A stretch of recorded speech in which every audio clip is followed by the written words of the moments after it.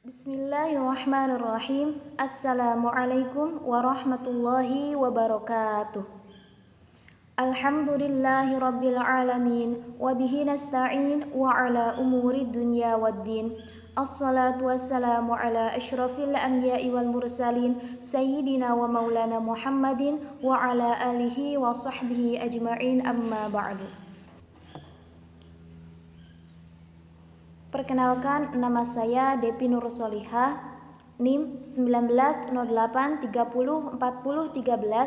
dari jurusan Ilmu Al-Quran dan Tafsir semester 4. Di sini saya akan mereview Al-Quran yang saya miliki guna untuk memenuhi tugas UAS mata kuliah kajian tarikh Al-Quran.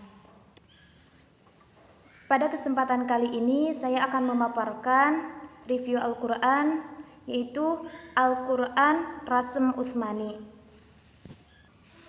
Sebelum kita mengetahui lebih lanjut mengenai Rasm Utsmani, sebaiknya kita mengetahui terlebih dahulu apa sih itu ilmu Rasm Al-Quran.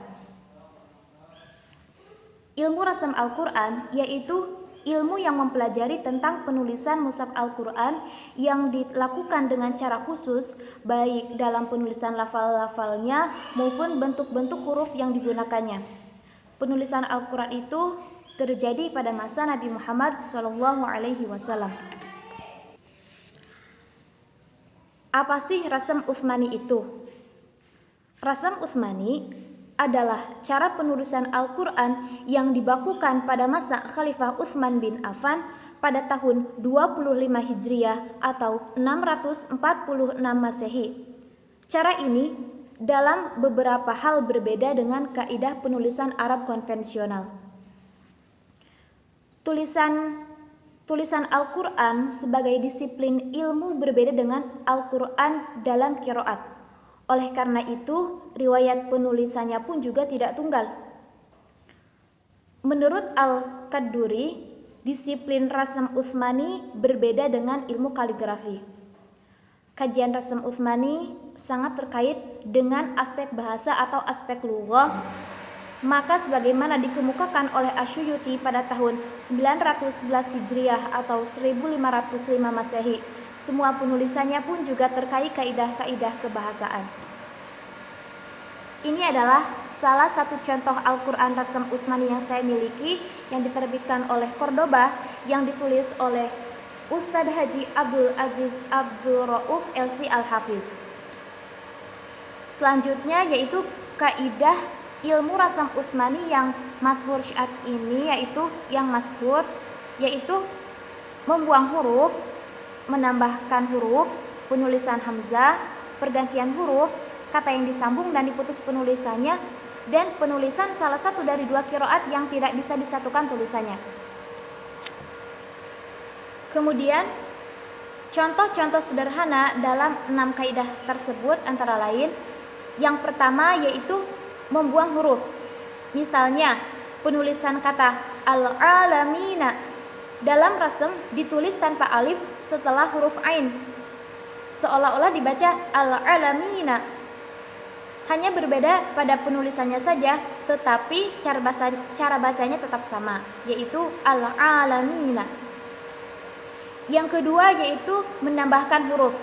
Misalnya penulisan kata mulaqu rabbahum, dalam rasm ditambahkan alif setelah waw menjadi tetap dibaca mulaqu rabbahum, hanya bedanya setelah waw-nya itu ditambahkan alif.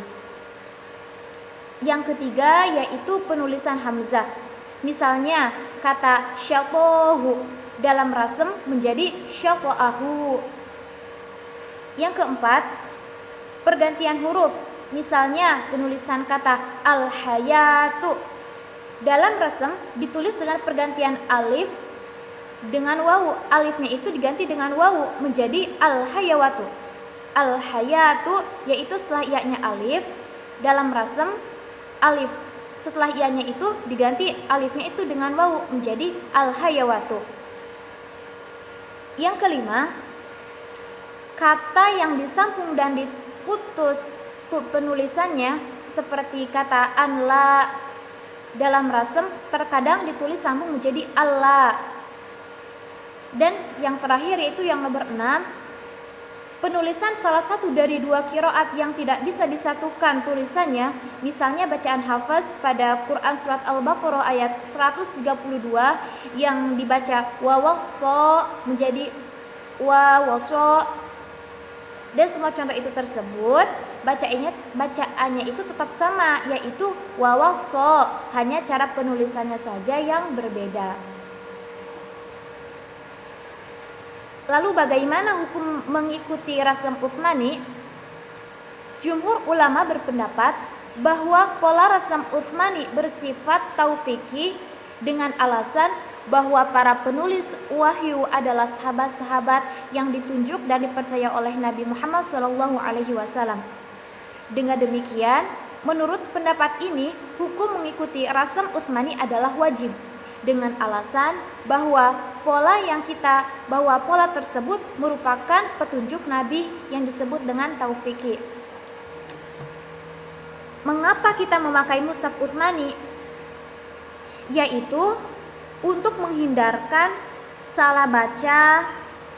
Lalu ahli bahasa Abu Al-Aswad Zalim bin Abu Sufyan Ad-Duwaili merumuskan tanda harokat dan titik atas perintah Khalifah Ali bin Abi Thalib. Mushaf yang dicetak di masa Utsman bin Affan berjumlah 8. Dikirim pula oleh guru-guru yang mengajarkan Al-Quran bersamaan dengan mushaf-mushaf tersebut. Mushaf-mushaf itu disebut juga Al-Mushaf Al-Utsmani. Al-Utsmani nisbat kepada Utsman bin Affan karena beliau yang memerintahkan pada waktu itu. Kemudian, kemana saja 4 mushaf itu dikirimkan? 4 naskah mushaf tersebut, yang 4 dibawa ke Makkah, Suriah, Basrah, dan Kufah. Sementara 1 naskah lagi tetap berada di Madinah yang disebut dengan Mushaf Al-Imam. Tujuan awal pengumpulan Al-Quran tersebut yaitu untuk mempersatukan semua umat Islam yang sempat terpecah belah karena adanya perbedaan dalam pembacaan Al-Quran. Sekian pemaparan materi tentang Mushaf Utsmani, tentang Al-Quran yang saya miliki, yaitu Al-Quran Rasam Utsmani. Mudah-mudahan bermanfaat. Terima kasih atas perhatiannya. Mohon maaf atas segala kekurangannya. Wallahu muwaffiq ila aqwamit thoriq. Wassalamualaikum warahmatullahi wabarakatuh.